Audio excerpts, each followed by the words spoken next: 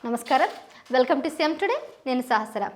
Rowdy sheeter Srikanth payroll విషయంలో YCP దుష్ప్రచారం చేస్తున్నట్లు నెల్లూరు రూరల్ ఎమ్మెల్యే కోటంరెడ్డి శ్రీధర్ రెడ్డి ఆరోపించారు.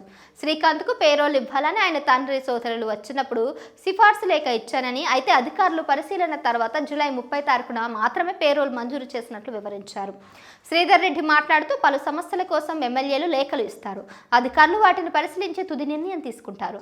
జూలై 16న నా లేఖ తిరస్కరించబడింది. 14 రోజుల తర్వాత పేరోల్ మంజూరు చేయడం జరిగింది. ఇది అధికారుల ప్రామాణిక ప్రక్రియలో జరిగిందని అన్నారు. వైసీపీ నేతలు పేరోల్ విషయంలో రాజకీయ ప్రాసెస్ తప్పుగా చూపిస్తున్నారని అన్నారు. వైసీపీ అధికారంలో ఉన్నప్పుడు కూడా ఎమ్మెల్యేలు చెవిరెడ్డి భాస్కర్ రెడ్డి, కిలివేటి సంచవే లేఖ శ్రీకాంత్కు లేఖలు రాశారు. ఇక ఆ లేఖలు ఇచ్చి పేరోల్ పొందించారని కూడా గుర్తు చేశారు. ఇంకా తాను ఎమ్మెల్యేగా ఉన్నంతకాలం ఎవరికి పేరోల్ సిఫార్సు లేఖ ఇవ్వనని స్పష్టం చేశారు. ప్రతి రాజకీయ సంఘటన నుంచి పాఠాలు నేర్చుకోవాలని ఆయన తెలిపారు. తన రాజకీయ దృష్టి ఎప్పుడూ ప్రజా సమస్యల పరిష్కారంపై ఉంటుందని, తక్కువ మాట్లాడి ఎక్కువ పనిచేసే విధానం ఉంటుందని ఎమ్మెల్యే వివరించారు.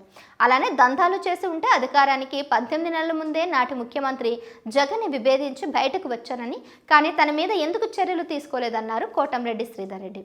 ఆ సమయంలో తనను తన కుటుంబ సభ్యులను ఎలా వేధించారో గుర్తు చేసుకోవాలన్నారు. తమను వేధించిన వారిపై ప్రతీకారం తీర్చుకోవాలంటే చుక్కలు చూపించేవాడినని, కానీ అలా చేయనని చెప్పారు.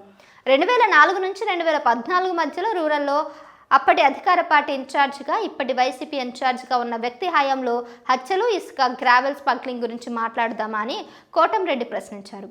కూటమి ప్రభుత్వం అధికారంలోకి వచ్చాక నెల్లూరు రూరల్లో ఏ ఒక్క వైసీపీ కార్యకర్తనైనా వేధించామా అన్నారు.